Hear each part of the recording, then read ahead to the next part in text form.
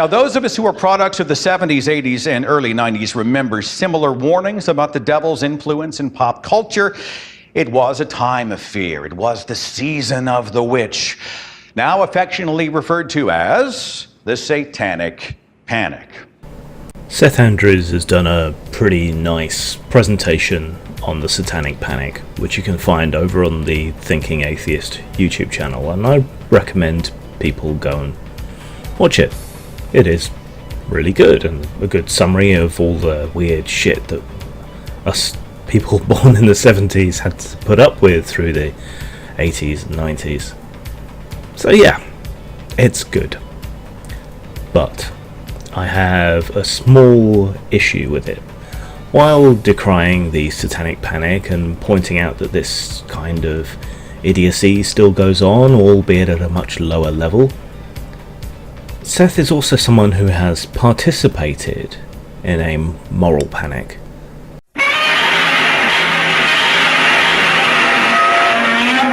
Now, in my humble opinion, we have been in a state of moral panic since probably about 2012, and it shows no sign of abating. Indeed, things have continued to get worse. One need only look at the Me Too hashtag. And while it serves a useful purpose in outing genuine predators and so on, it has also been wielded as a weapon.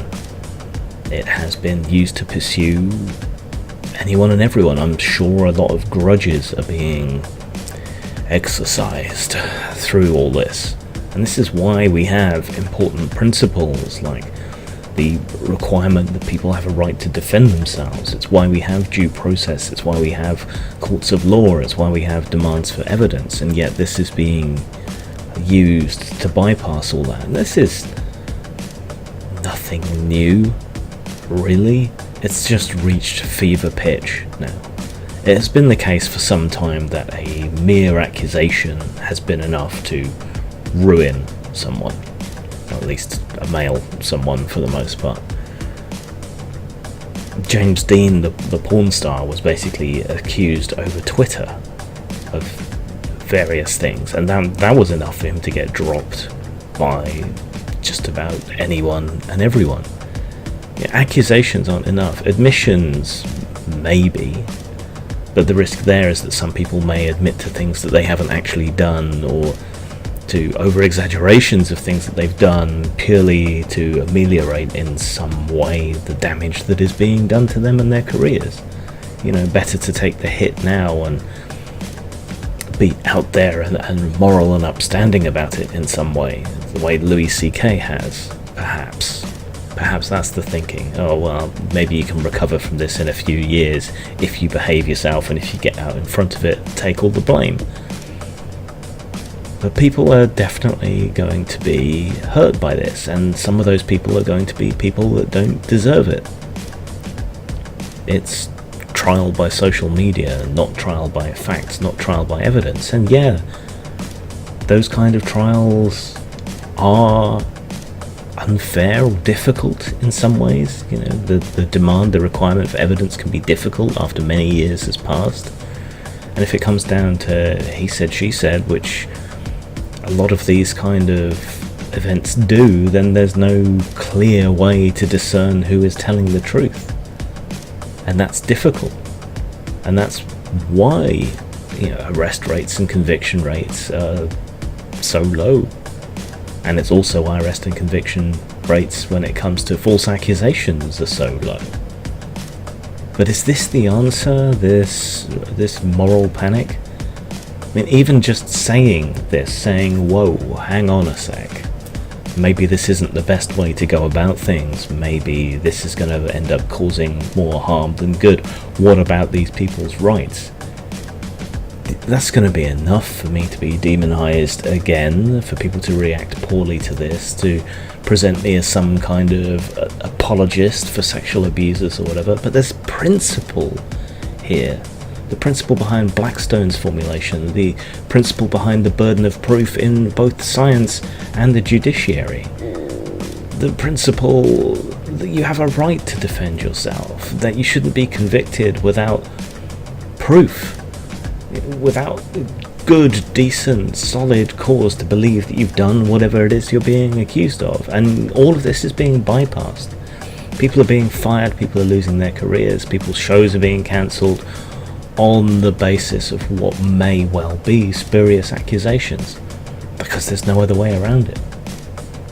That isn't right or fair, really, now, is it? This shit isn't just limited to the hallowed halls of Parliament or the heights of Hollywood royalty either. This shit reaches everybody. And while there's no doubt that some horrible stuff has gone on, there's other stuff that is minimal, if anything at all, and there is no doubt stuff being made up, but it's all having much more effect than perhaps it should, all in the wake of these scandals, because it's the thing to do to take them at face value, to suspend the requirement for evidence. And yeah, it reaches everywhere. If there's one community that should know better than to buy into moral panics, but which constantly disappoints me on that basis, it's the role-playing community. And we've had our own little issue come up. A woman called Jessica Price has accused a pillar of the role-playing community, Frank Mincer, involved in D&D back in the day, of being a creep.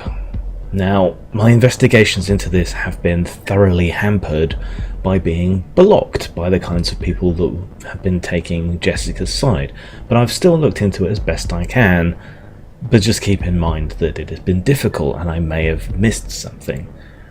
The accusation seems to come on two basic levels. One, that Frank is a creeper, and two, that he tried to somehow blacklist Jessica. Now, regarding the creeper behaviour, all that seems to have really happened is that Frank told Jessica, "Oh, you're a lovely young woman if I were 30 years younger," which is kind of cringy and grandpa-y, but it's pretty obviously meant to be a compliment and not meant to be anything horrible said to this woman. Yeah, a little cringy, but so what? You know, and they became Facebook friends despite all of that. You know, he's a pillar of the industry. If you're involved in the industry, you want to talk to Frank Mincer, really.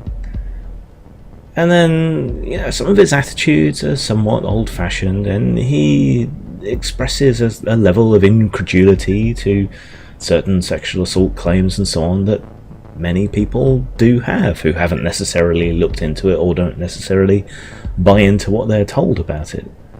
But so what? You know, you can disagree with people on things and you can still be their friend, and it's better, in my experience, to at least try and stick around and talk things out with them and be a positive or opposite voice for them. So he complimented this girl, alright, clumsily, cringily. He's an old man. Maybe it's slightly inappropriate, but not grossly inappropriate. I mean, he's not saying, yeah, I want you. He's saying, oh, if I were 30 years younger, you know, you're a pretty smart, talented girl. You know, I might try it on, but it's not the case. That's not really so terrible. And disagreeing with someone over something isn't necessarily terrible either, but people seem to have this attitude that you must block and expunge anyone who disagrees with you, which I don't think is very healthy. The only accusation part of this that seems genuinely worrisome is this idea that he may have tried to blacklist her. I've seen no real evidence of that, but if you have a negative, bad encounter with someone who, in your opinion, overreacts or treats you like shit for no really explicable reason, I think it's understandable that you might be left with a negative impression of that person, and you may pass on that negative impression of them to other people. And Jessica's reaction to what Frank said and did, it's easy to see how from his position that might seem like an overreaction. But what's happened with this? People have pulled out of projects with Frank. He was attempted to be disinvited from conventions. all over what appears to be essentially nothing. So this stuff reaches. These panics, these demands, this overthrowing of principle and sense reaches everywhere, even into communities that should very much know better. To reiterate, because it's sadly necessary, I'm not saying that none of these things have happened, or that these accusations and so on shouldn't be taken seriously, but they should be taken seriously enough to investigate, and if there's not enough evidence to convict someone, then they should not be considered guilty.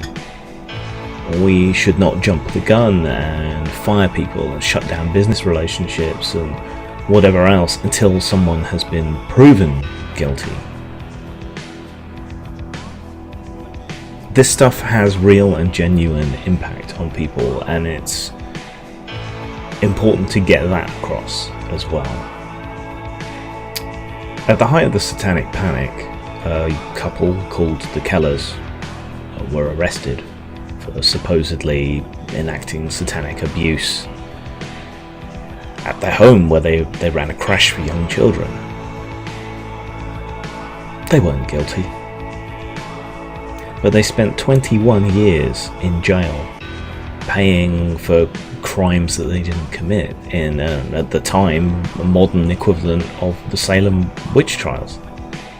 And that's pretty much what we're experiencing now, and have been experiencing for some years, around all sorts of things, not just these sexist allegations. You know, the idea that having 666 on your album cover, or a pentagram, or a 5-pointed star on the cheek of Rainbow Bright on cereal packets, you know, the idea that was satanic is absurd.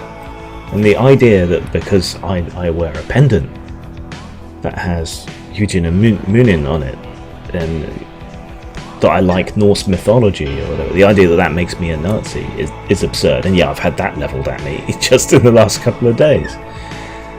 The idea of dog whistles is dodgy as well, in the same way. The idea that there are symbols and phrases with secret meanings. The idea that Pepe the Frog is a Nazi symbol is absurd. All of this is absurd. So we need a note of caution. We need to be careful. We don't want to be sending anyone else to prison for 21 years for crimes that they didn't commit. And we could all do with being a bit more forgiving and remembering why justice systems and science work as they do. Zang. Gentlemen, time please, you know we can't serve anymore.